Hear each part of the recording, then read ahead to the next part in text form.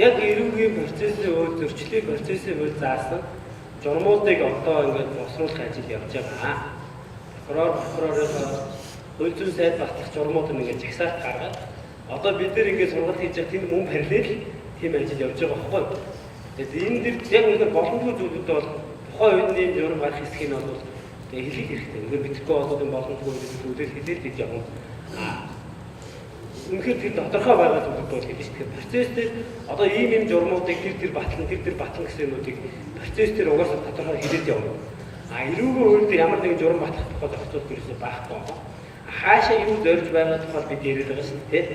Тэгээ яг одоохондоо дээл гэмтийн зэрэг тогтоох аргачлан давраараа гараад явж байна. Дүнэлт гарах хэлбэрийг хин ээлжин засчин дараа тийшийг хөгжүүлэх гэх олон зүйлүүд бол ингээд авах юм аа. За та бүхэн эрүүгийн 13 дугаар бүлгээ гаргана уу?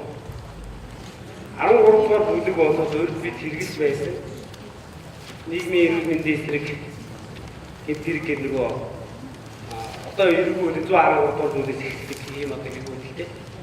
Энэ хэрэгүүдийн тухайд бол хүн худалдаалах хэм хэрэгээс эхлээд явж байгаа. Хүн худалдаалах хэм хэрэг бол мөн л одоо хүн худалдаалах хэм хэрэглээ тэмцэх тухай хууль болон бусад нөгөө палермогийн протоколын шинжээр бол бид ингэж тусгасан байгаа. За энэ зүйл дээр би шинэ авсан зүйлийн тухай та бүхэнд ярив.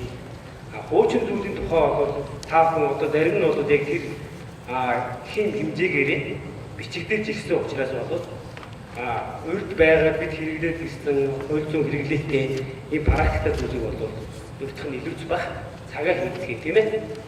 За одоо энэ дээр хүн удaalах бол ерөнхийдөө хэвээрээ эрүүгийн үеийн 13-2 ажиад үзэж тийм үү.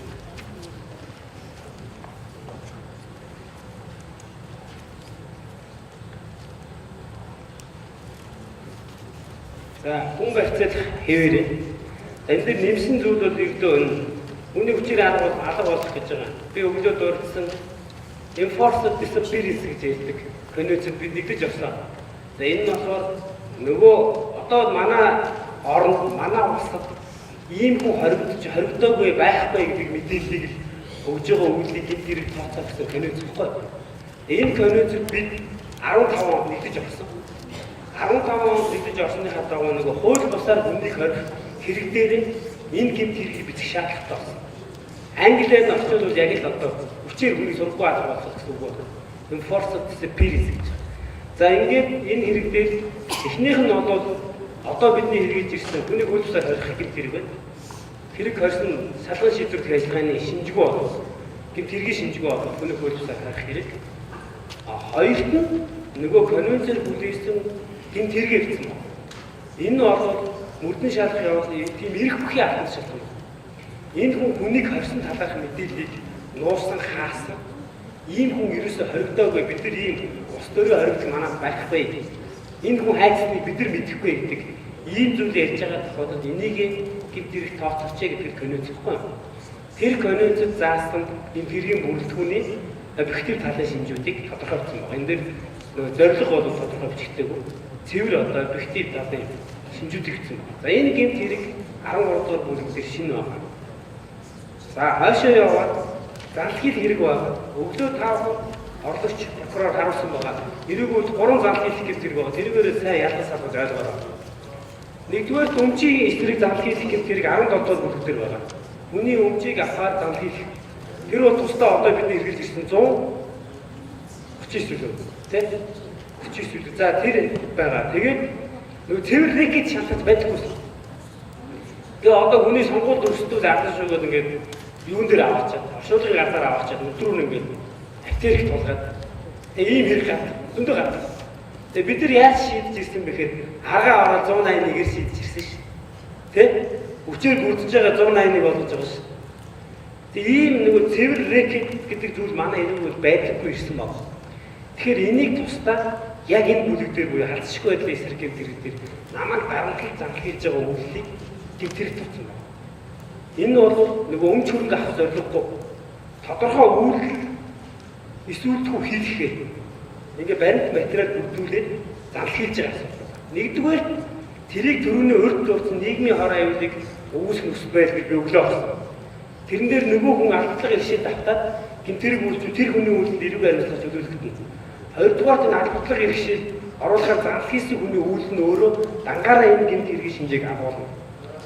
Та бүхэн Оросын холбооны улсын эрүүг үйлдэл цэврэг гэдэг байгаа шүү дээ. Бусад орны үйлдэлүүд бид зөвхөн өмчийг авахаар зардал хийхээр гэмтэрэг тоолоод ирсэн байсан. Гэхдээ энэ өөр олон зардал хийлэл дарамтууд явдаг. Ийм учраас энэ эрүүгийн үйлдэл хүний халдшгүй байдаг. Үнийг хамгаалах зорилготой хууль учраас бид энэ гэмт хэргийг 3 хоосон. Тэгээд 3 дахь нь бол төрийн албан хаагч үүргээ гүйцэтгэхтэй холбогдол зардал хийсэн бол нийтийн албаны эсрэг гэмт хэрэг дээр тэр хойно 19 дэх бүлэг дээр байгаа. Та бүхэн тэрийг ялгаж салгаж ойлгоо. За ингээд цаашаа явъя. Бусдын орон байрны хөлбөсөөр нэвтрээ орох хэрэг байсан. Урд нь бол нэг орон байрны хатшгүй эрхийг төрчих гэсэн гэмт хэрэг 2002 онд байна. За тэр хэрэгтэй бол ерөнхийдөө үндсэн зөв зэчмээр адилхан зөвшөөрлөг өгсөн гэдэг үг. Хууль бусаар 3 авахыг чигт өмжлөх гэж байгаа. Энэ бол хууль заагаагүй хууль заасан үндэслэх журмыг зөрчиж байгаа асуудал байна. Хүндрүүлэх бүрэлдэхүүн нь бол хувийн шунхаас сэдэлттэй ч юм уу хувийн бус сэдэлтээр хүний өмч хөрөнгөөр хурааж авах нэгжиж байгаа. Энэ үйлдэлийг хүндрүүлж утсан байна. За ингээд зөвшөөрлгүй гэрэл зураг авто төрсөл бичлэг хийх гэдэг энэ гэмт хэрэг орж ирсэн. Энэ бол хүний халдшгүй байдал. Өөрөөр хэлбэл гэртээ байхад хүний хувийн оролцоод халтаж хийж байгаа энэ одоо гэмт хэрэг бол 10% нэ. За энэс хойш яваад хууль бусдаар баримтлах саатуулах гэсэн хэрэг бол байсан. Гэхдээ энэ бол цэвэр эрх бүхий албан тушаалт юм. Бидний өөртөө залгаж ойлгож ирснээр бусад объект шаардж байгаа юм хэрэг байна. Ерөнхийдөө хүүхний нууцад халдах үйлдэл 3 басан. Хүүхний одоо нэг захид харилцааны нууц, хүүхний нууц алдчихгүй байдаг төрчих гэсэн хэрэг үйлдэл байсан бол нэгдүгээр хүүхний нууцад халдж байгаа тустай хэрэг. Тэр олж мэдсэн нууцыг задруулж байгаа нь 13-11 гэдэг ийм 2 тустай хэрэг. Эхнийх нь өөрөөр хэлбэл хүн өөрөө хуулиар хамгаалагдсан, одоо хүүхний нууцад хуулиар ч юм хамгаалагдсан нууц мэдээллийг хуулиар олж авч байгаа. Ингээ бусдад дамжуулж байгаа энэ үйлдэл нь тусдаа гэмт хэрэг шинжтэй. 13-ын 1 нь болохоор зэрэг энэ нууцыг олж мэдсэн хүн энийг задруулж байгаа гэсэн. Өөрөөс зөвшөөрөхгүйгээр ингээд нийтэд ил болгож байгаа, задруулж байгаа энэ 2 үйлдэлийг тусд нь гэмт хэрэг татсан байна. За энийг 13 дахь бүлгээс мэдэх ёстой. Хууль бусаар мөрдөж мөших буюу сталкинг. Энэ бол цагдаагийн ажилтан биш шүү дээ. Өөрөөр хэлбэл хоёр дахь нь бол тусгай зүйл шаардж байгаа. Эхнийх нь бол нөгөө хүнийг дагаад байдаг шүү дээ. Хойноос нь дагаад яваад байдаг тийм. Сталкинг гэж ярьдаг л да босод орны эрүүг үед бол хүнийг ерөөс араас нь дагаад яваад байдаг. Тэгээ тэр ингээ мөрдөж мөшгөөд юу хийж ийн, яаж ийн гэж дахид янз бүрийн зүйлийг шалгаад ингээ явж идэг. Энэ үйл бол хүний хандшгүйхэн хандж байгаа үйл учраас ингээд баг сагцтай, хүмүүс сагцтай ийм хэрэг бол тавьсан байна. Энэ бол мөрдөж мөшгөх хувийн орон зайд халдах төсөөлөг дууд төс бичлэг хийх гэдэг. Хүүхнийг хамгаалж байгаа эрэг үйл хамгаалалтын гол одоо зүйлүүд бол энэ 13 дугаар бүлэгт орсон байгаа. За 14 дугаар бүлэг бол нэг улс төрийн эрхчлөлийн эсрэг гэдэг. Тэгээ энэ бүлэг тусдаас салсан учраас бишин зүйлүүдийг л таймлаад ирчих. Discrimination буюу ялгарлан гадуурх гэсэн гэмт хэргийг оруулж ирсэн. За энэ бол одоо юу гэдгийг чи ийм учраас би чам дургу гэж байгаа үйл бол биш юу. Чи гомо учраас би чамайг бааранд оруулахгүй, чам дүүжлэхгүй гэж байгаа үйл багхгүй. Эсвэл чи эндээс яв. Бид нар чам дүүжлэхгүй, чам чи эндээс гар гэж байгаа үйл. Тэр хүн дургу байж болно. Тэр бол гэмт хэрэг биш. Юу бодож санах нь бол хамаагүй. Хамгийн гол нь энэ хүүсийн чиг баримжаа, шашин шүтлэгч юм улс төрийн нам тариалагдах байдлаар нь ялгуурлаад хязгаарлалт тогтоосон. Эрхчлөөг нь хязгаарлаж байгаа үйлдэл байна. Энэ тэр хүний эрхчлөөг хязгаарлаж байгаа энэ үйлдэлээр гэмт хэргийн бүрэлдэхүүний объектив тал хэмжигдэн шүү. Энэ шинэ гэмт хэрэг. Ялгуурлан гадуурх. Хуучин зүйлүүдийг одоо байсан зүйлүүдийг бол би яхаар таах хэрэггүй. За ингээд 14-ийн 4 метр бол ингээд зөвд бидний байсан юм зүйл байгаа. Яг нь шашин шүтгэхийг хэрэгжүүлэх таад учруулах гэдэг гэмт хэрэг үүсчихсэн байна. Энэ бол одоо нэг эргүүл шашны харгас үзэл ном зурчлах гэх зүйл байсан байна. Тэгэд ямар ч шашин харгас шашин гэсэн юм байхгүй. Ямар ч шашин өөрийгөө харгас гэж үздэг. ийм жигсаалтыг хийж хаач гаргадаг. Ийм учраас яг шашин шүтгэд хүн саад болж байгаа үйлдэлийг хүчээр хүнийг шашинд оруулж байгаа асуудал байна. Тэ? Эсвэл шашны зан үйлээ үүдэх нэгэ саад болж байгаа идэвхтэй үйлдэл байна.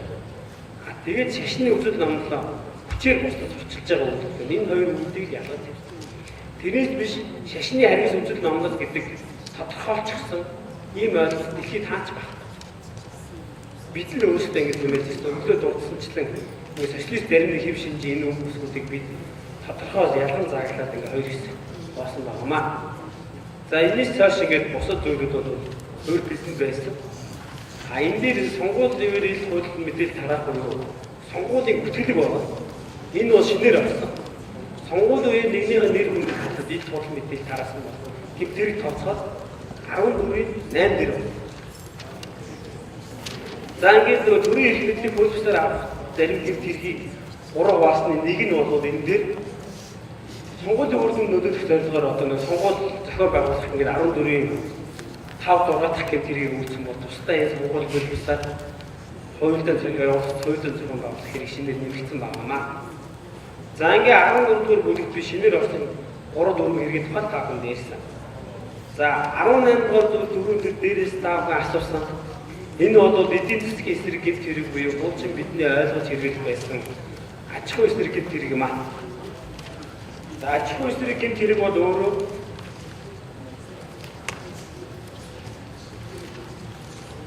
нэгдүгээр одоогийн эрэг үйл заасан зарим гэмт хэргүүдийг хэвээр үлдсэн байгаа. 2014 оны 1-р сард ФАТФ-ийн одоо янз бүрийн шахалтанд оруулсан тэр гэмт хэргийн бүрэлдэхүүн шинж бүгд хэвээр байна. Мөнгө угаах гэмт хэрэг дотоод мэдээллийг уруулан шалгасан хэргүүд хэвээрээ нэмж явсан хууль бус монопол байгаа. Хууль бус монопол. За энэ бол ингээд нөгөө нийлгээ зохиомжоор зах зээлээс шахаж байгаа энэ үйлдэл шинэ гэмт хэрэг авч ирсэн. Хоёрт нь одоо нөгөө валютын ханшид нөлөөлж байгаа гэмт хэрэг төстэй болж ирсэн. Өөрөөр үндэсний мөнгө тэнд их ханшиг зохиомжоор бүгдээр хуульж байгаа долларын ханшиг өсөлтөх ч юм уу гуруулах ч юм уу энийг гэмт хэрэг тусдаа тооцсон шинээр тооцсон байгаа шүү. Одоогийн хэрэг үйлд бол байхгүй шүү. Мөнгөнд нэмэлт хооржоор үйлдэх гэсэн хэрэг байна. Юмны ханшиг хөөрөгдөөд бууруулаад тундаас нь ашиг олдог чэнжүүд байдаг гэж бид яриад ирсэн мөртлөө энэ үйлдэл тэмцэж байгаа байхгүй. Тэгэхээр дэлхийд дахин тийм шинэ төрлийн хэрэгүүдийг economic crime гэж ярьдаг эдийн засгийн хэрэгүүдэд оруулсан.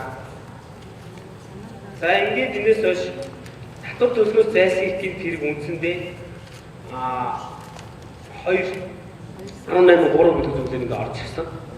Их хэмжээний татвар ногд тоолох хүн бараг уртгийг худал тодорхойлсон бол гэдэг. Одоогийн эрүүгийн хуулийн томьёололоор ингээд орсон байна. Өөрөөр хэлбэл их хэмжээ гэдэг эрүүгийн үйл заасан их хэмжээ буюу 50 саяар ойлгоо. Тэгээд татвар ногд тоолох гэж байна. Өөрөөр хэлбэл тэр их хэмжээний татвар ногд тоолох байна гэдэг ийм байдлаар орж ирсэн.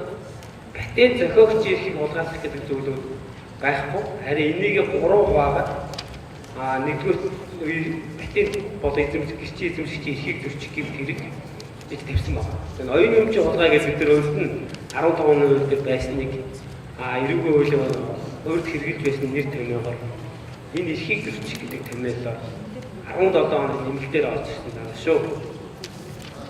Хил хууль бусаар нэвтрэх хэрэг нөгөө одоо бидний 175 бол энэ хэвээрээ энэ дээр бол нөгөө хязгаар тогтоосон бараа гэдэг зүйлээр гайлын хууль бараа бүгдийн тодорхой заасан гэдэг.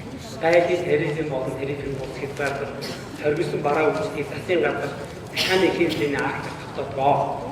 Тэгэхээр энэ дээр бол нэмж авсан зүйл нь соёлын өв болон түүх соёлын дурсгалцууд музей хөдөлмөрийг хэрвээ хууль бусаар хил дагуулж байгаа бол өндрүүлж үтгэх нэмж авсан. Одоо бидний хэрэгж байгаа 175-ыг яриад шүү дээ. Та бүхэн гээд 18 дугаар бүлгийн гээд доош бүлгийг хараад байж байгаа. Мөнгө угаах гэмт хэрэг 2014 оны нэмэлт өөрчлөлтөөр хэвээрээ.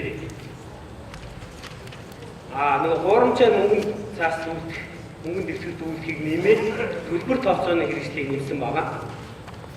За энэс хойш ингээд зах зээлийн дотоод мэдээллийг уруудаа ашиглах буюу insider trading, market manipulation гэж ярьж ирсэн. Энэ хоёр хэргийг хоёулангийн одоогийн эренгийн үед заасан томьёолоор шинэ хуулиар туссан байна.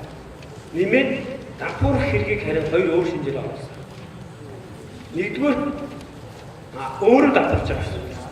Зохиомд зориуд дампуурах зорилгоор өөрөө юм болж байгаа. Хоёр дахь нь хууль бусаар дампууруулах гэдэг. Өөрөөр хэлбэл Оросын албаны улсын ирээгүй үед рейдерство гэж байдаг.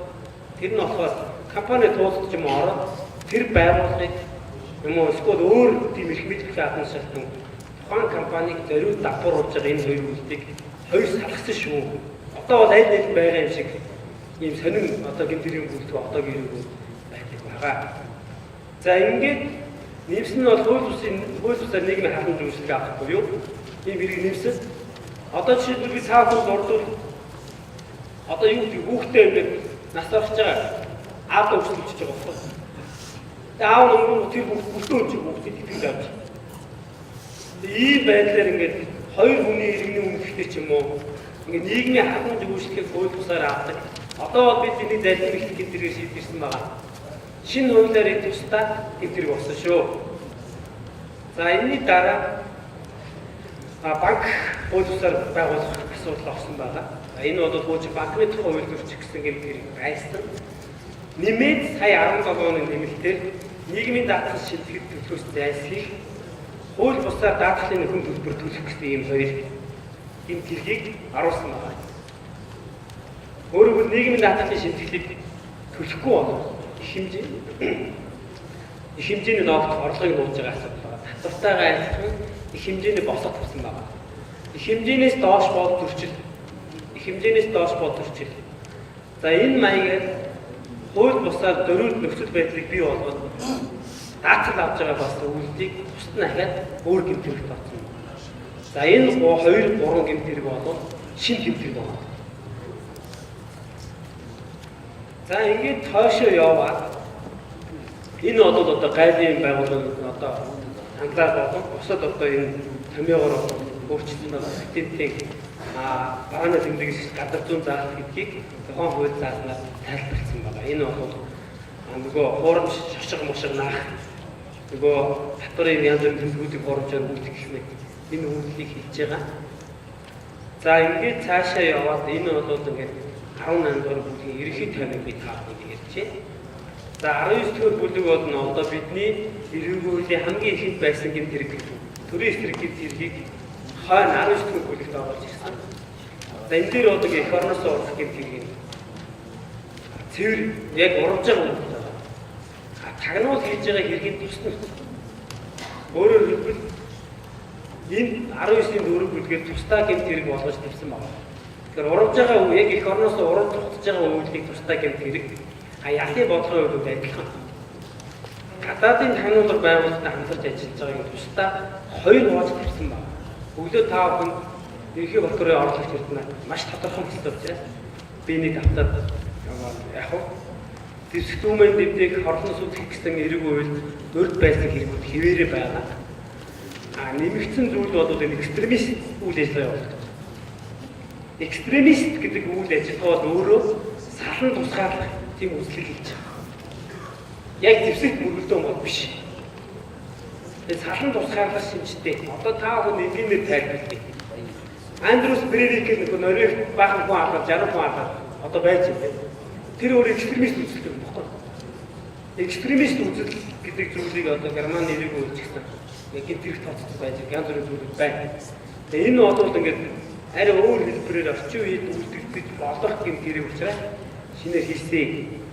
Ингээд төрийн нууцтай холбоотой гэмт хэрэгүүд хിവэрээ ангуулын байгууллагаас тодорхойлж өгсөн ийм одоо зүйлүүдээр ингэж олсон байна. Нэмээд олсон ийм хоёр хэрэг.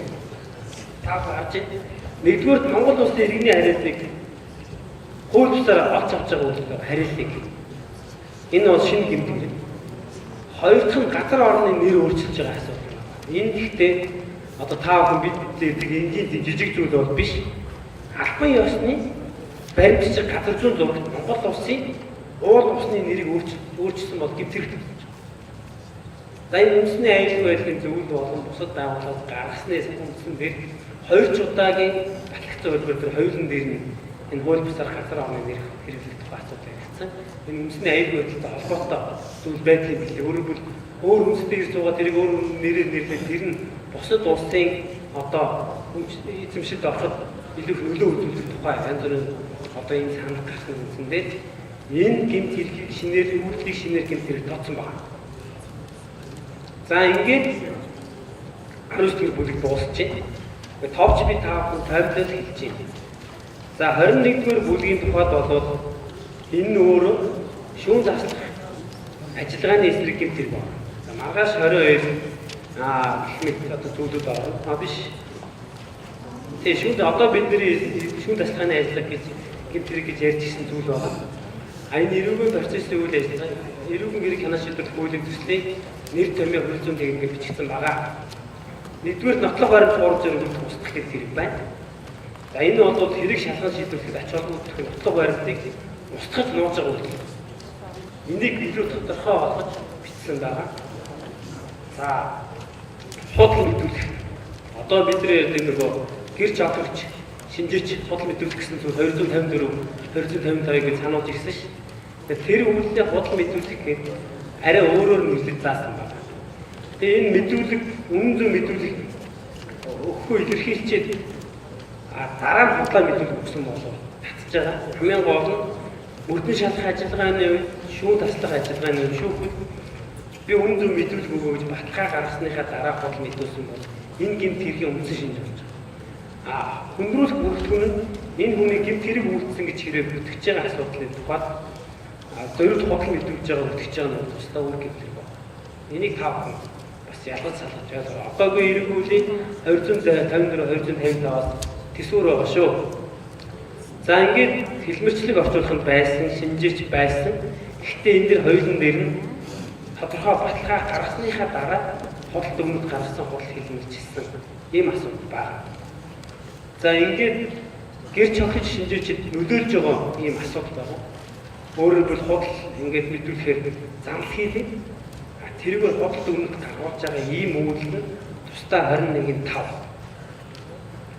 За ингээд прокурор шүүгч өмгөөлөгч иргэдийн төлөөлөгчд хууль бусаар нөлөөлж байгаа бас тусдаа